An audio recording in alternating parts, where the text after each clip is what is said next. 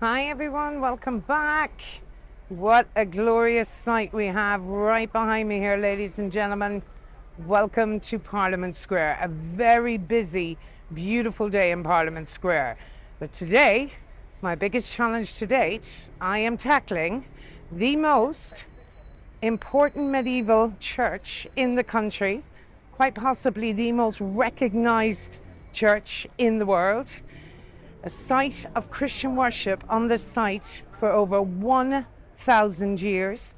Ladies and gentlemen, today we're discussing the Collegiate Church of St. Peter in the West. Today I'm tackling Westminster Abbey. This is going to be a tough one, ladies and gents. I do hope I do it enough justice. There is centuries and centuries of history coming up in one immediate area.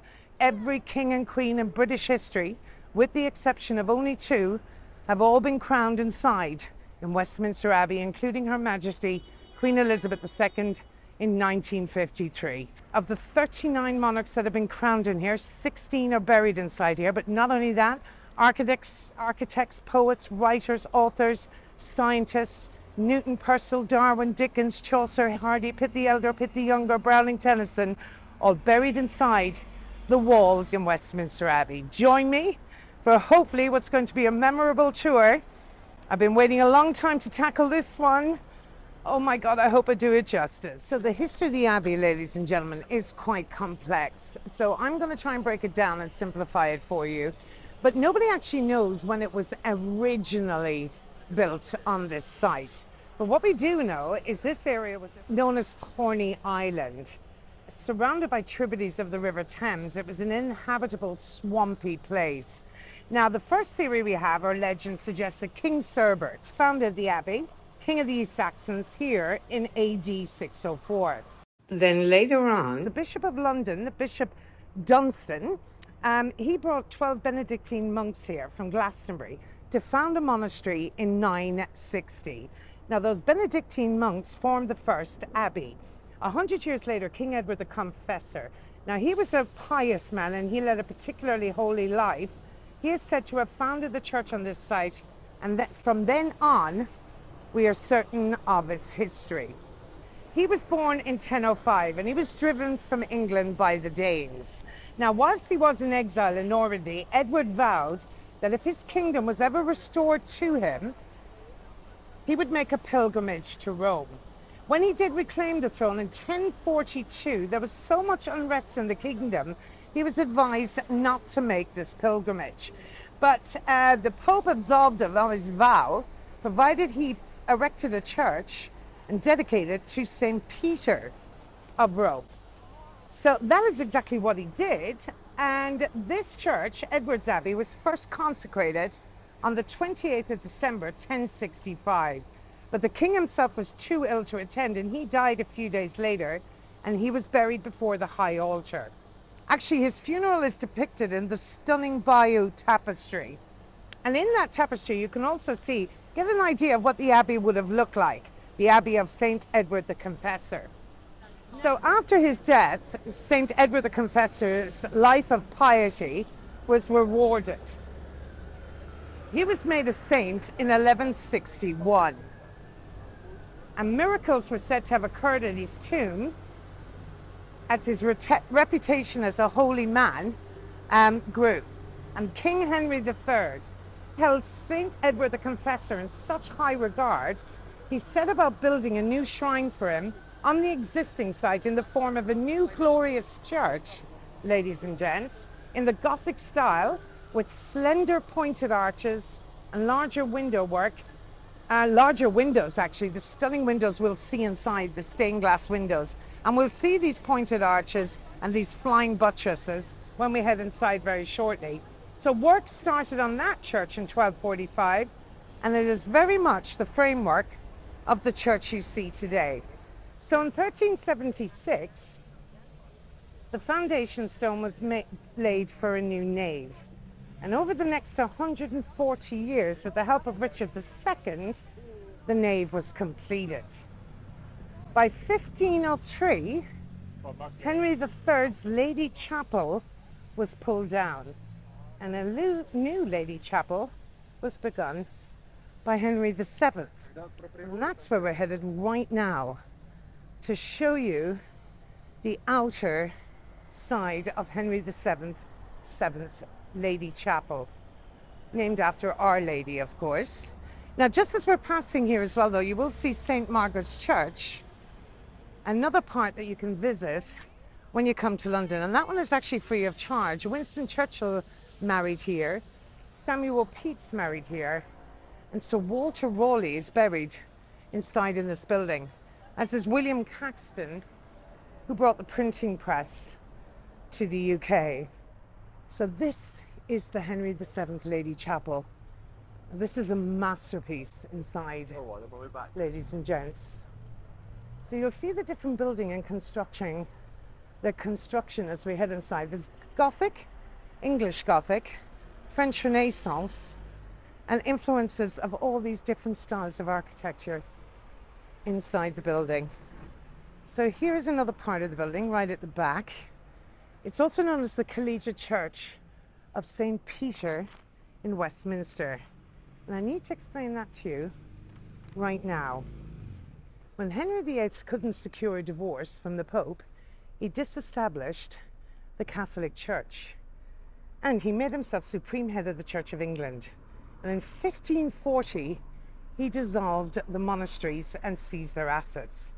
Westminster Abbey fared better during that era, however, because of its royal connections, and it survived being pillaged and was refounded as a cathedral with a bishop and a dean.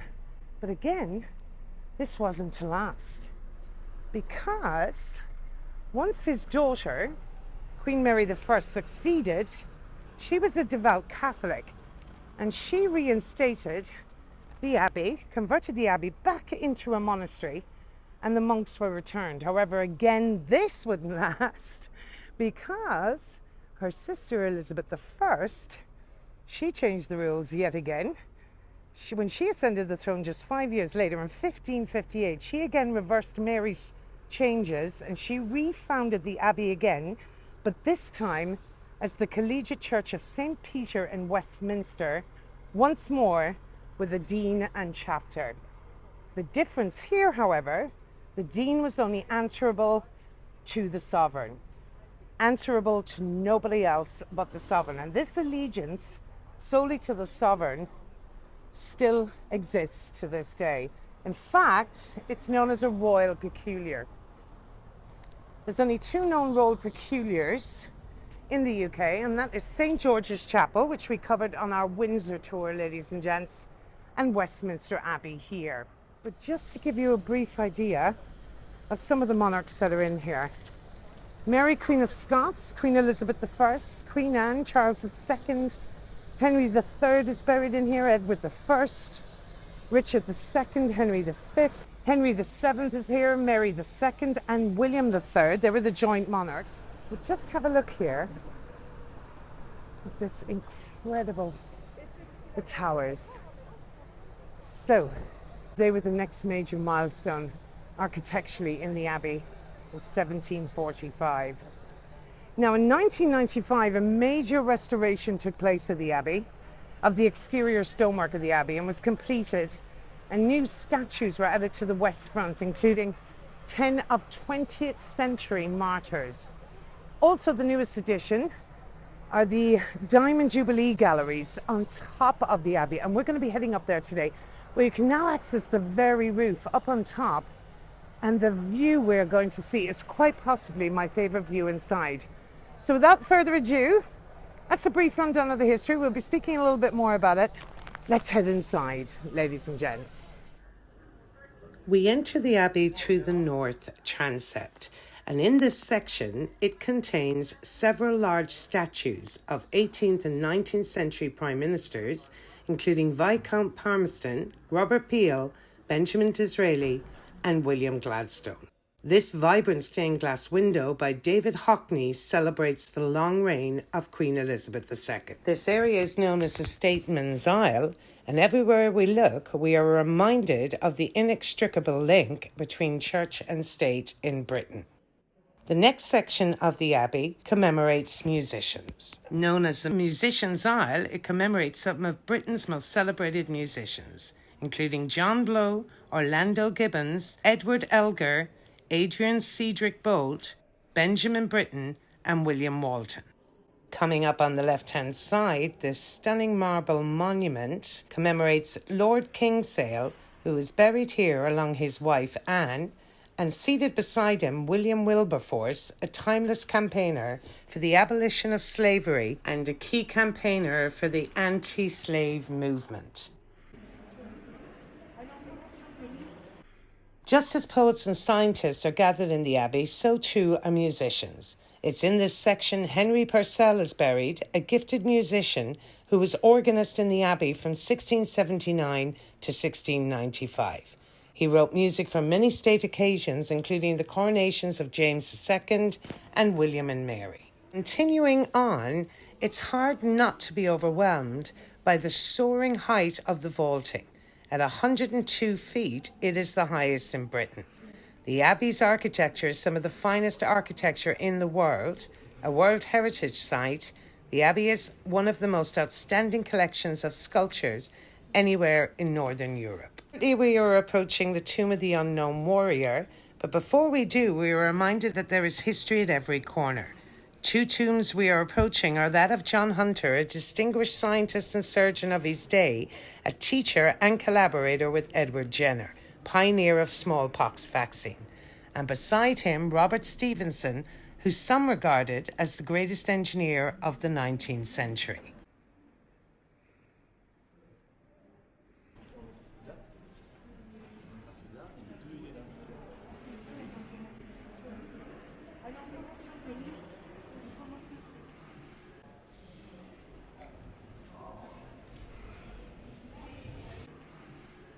And shortly, we will see a plaque commemorating David Lloyd George, one of many prime ministers commemorated in the Abbey.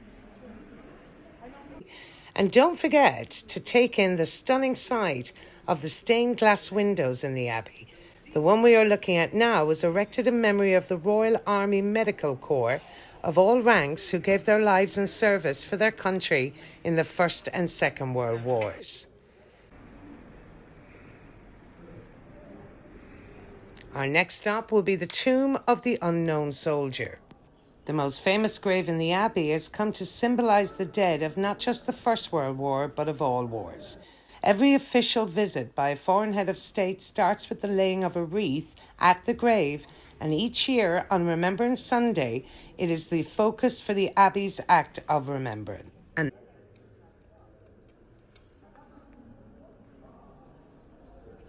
And this is where we take our long walk up the nave towards the high altar, the exact same walk the Duchess of Cambridge had on her wedding day on the 29th of April 2011, where she met Prince William at the high altar.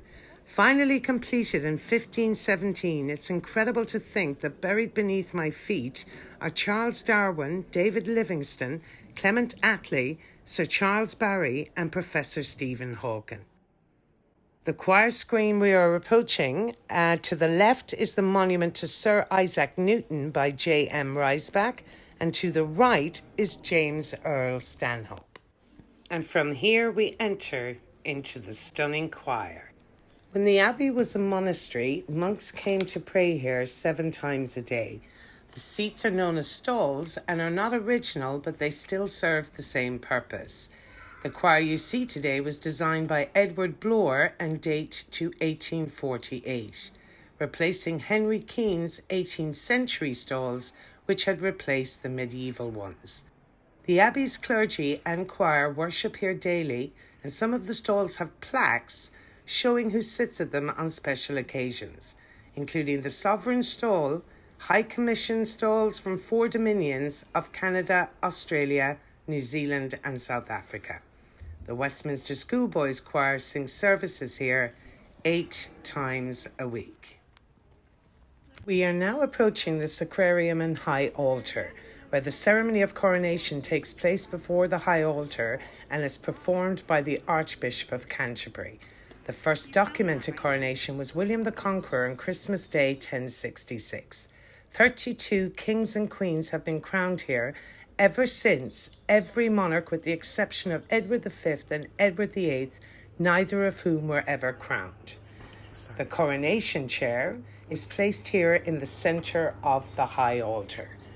Made in 1297 on the orders of Edward I to house the Stone of Scone which the king had captured in Scotland. Every crowned sovereign since Henry IV and possibly even Edward II has been crowned and anointed sitting in this chair, with the exception of Roman Catholic Queen Mary, and at the joint coronation of King William III and Queen Mary II in 1889, a special chair was made for Mary as William used this particular one. The present altar and screen were erected between 1867 and 1873 after a George Gilbert Scott design, and on one of the Abbey's most precious possessions, a medieval pavement designed and laid in 1268. The cosmetic pavement consists of 80,000 pieces of porphyry, glass and onyx set into Purbeck marble. One final look at the choir, which has been the worshipping part of the Abbey since medieval times, and next to the North Ambulatory, where we see the tiny chapel of Our Lady of the Pew, with its modern alabaster carving of the Virgin and Child, sculpted by Sister Concordia Scott and placed in the Abbey in May 1971. Next on our right, we'll see the tomb of King Henry III, who died in 1272. Henry's devotion to St. Edward the Confessor led him to choose burial close to St. Edward the Confessor's shrine.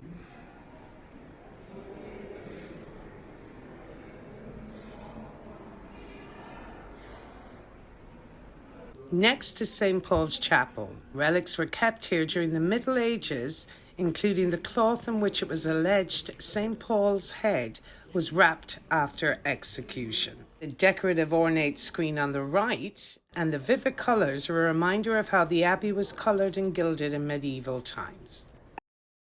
As we enter through, the monument in the centre is of Giles, 1st Baron of Daubeny, and his wife Elizabeth, who was Lord Chamberlain to Henry VII. And here lies Sir John Pickering, Lord Keeper of the Great Seal and Speaker of the House of Commons, alongside his wife. In front are statues of their children, two of whom hold skulls, symbols of mortality.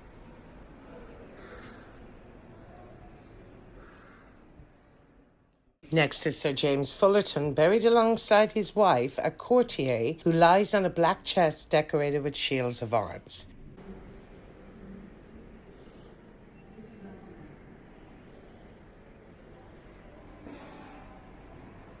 Sir Thomas Bromley, Lord Chancellor and Keeper of the Great Seal. The figure depicted in white marble is Dudley Carleton, Viscount Dorchester. This colourful effigy is Frances Sidney, Countess of Sussex. She is depicted here in her robes with a coronet, and a porcupine painted blue and gold rests at her feet. This represents her family's crest. The striking black and gold tomb is that of Sir Francis Cottington and his wife Anne.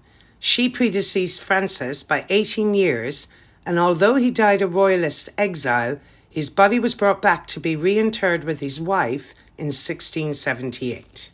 Behind the iron bars rests Giles Daubeny and his wife Elizabeth. Exit through this decorative ornate screen with stone tomb chest and vaulted canopy. This stunning monument is dedicated to Sir Louis de Robespierre, Baron Bourgier.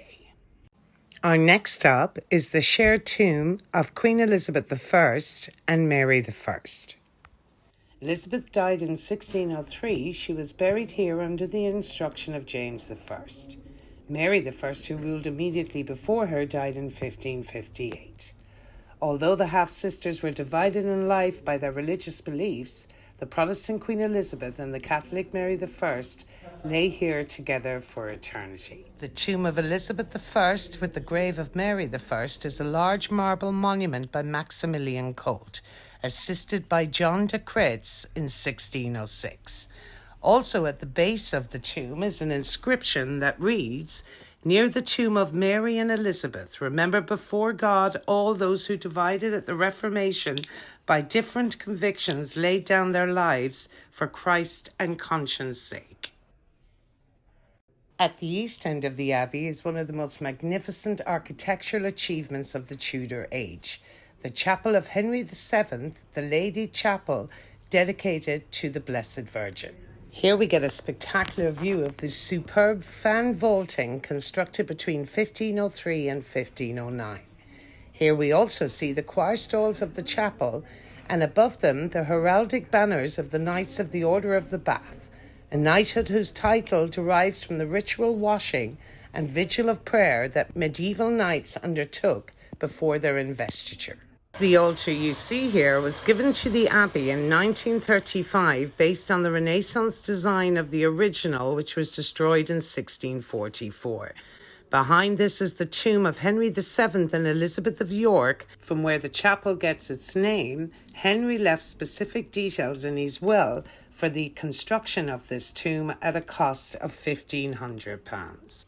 Continuing on, we see the bronze effigy of George Phillies, Duke of Buckingham, a favourite courtier of James I, and some would suspect his lover. And here is the Queen's organ, a 13-stop organ commissioned in honour of the 60th anniversary of the Queen's coronation, installed permanently in the Lady Chapel in 2013.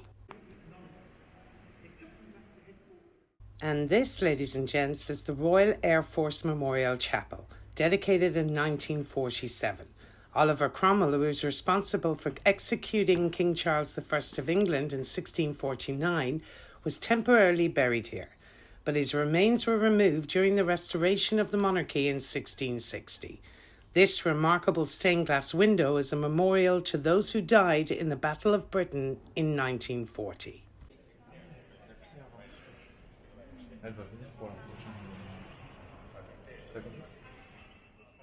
This monument commemorates Arthur Penrhyn Stanley, a former Dean of Westminster from 1863 to 1881. A leading theologian of his day and a major figure in 19th century history in the Abbey. Stanley's gravestone in the front of the monument also commemorates his wife, Lady Augusta, a former lady-in-waiting to Queen Victoria. And this is the Chapel of St. Edward the Confessor, is the spiritual heart of the Abbey. This chapel was built by Henry III, and in the centre lies the body of St. Edward the Confessor.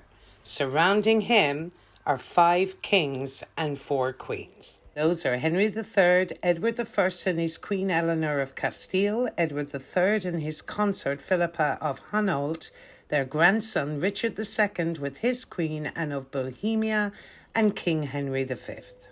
Next, I'm taking you to the stunning Poets' Corner, and this area commemorates literary giants that have laid to rest here, but also this wall and floor with numerous memorial plaques and statues placed here to honour distinguished poets and writers. This very wall alone we see in the centre William Shakespeare, surrounded by memorials to Keats, Shelley, Johnson, Robbie Burns, just to name a few. Shortly we'll be seeing several floor memorials, but also this memorial in the centre is to the poets in the First World War.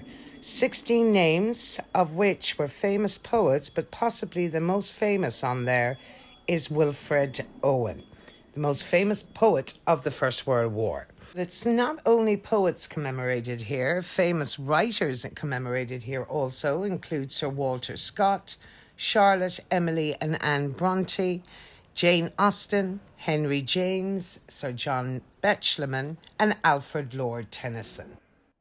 And not only are literary giants laid to rest here, so too are actors around the monument to William Shakespeare, including David Garrick, Henry Irving, and in more recent times, Laurence Olivier. Those that have memorials here that are buried elsewhere include also John Milton, William Wordsworth, William Blake, and Gerard Manley Hopkins.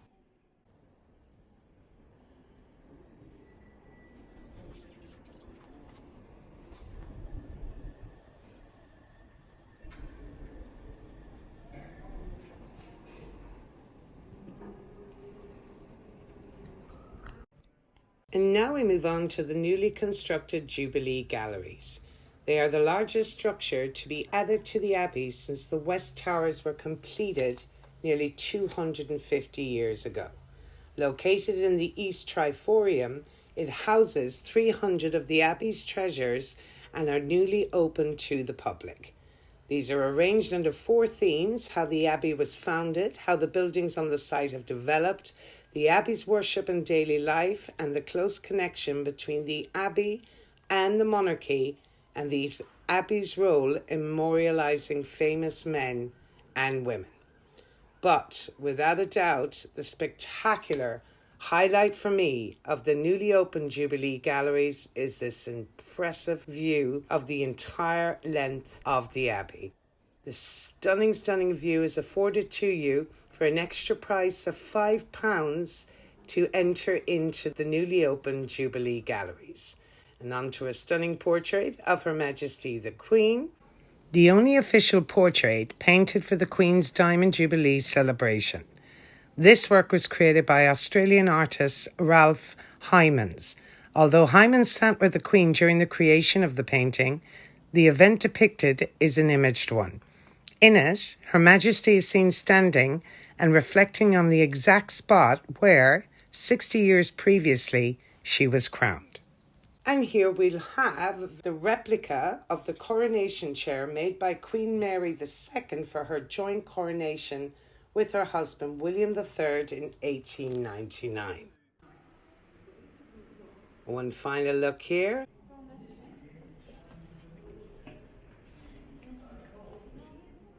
And as we exit the Abbey, ladies and gents, to the left here is Westminster School.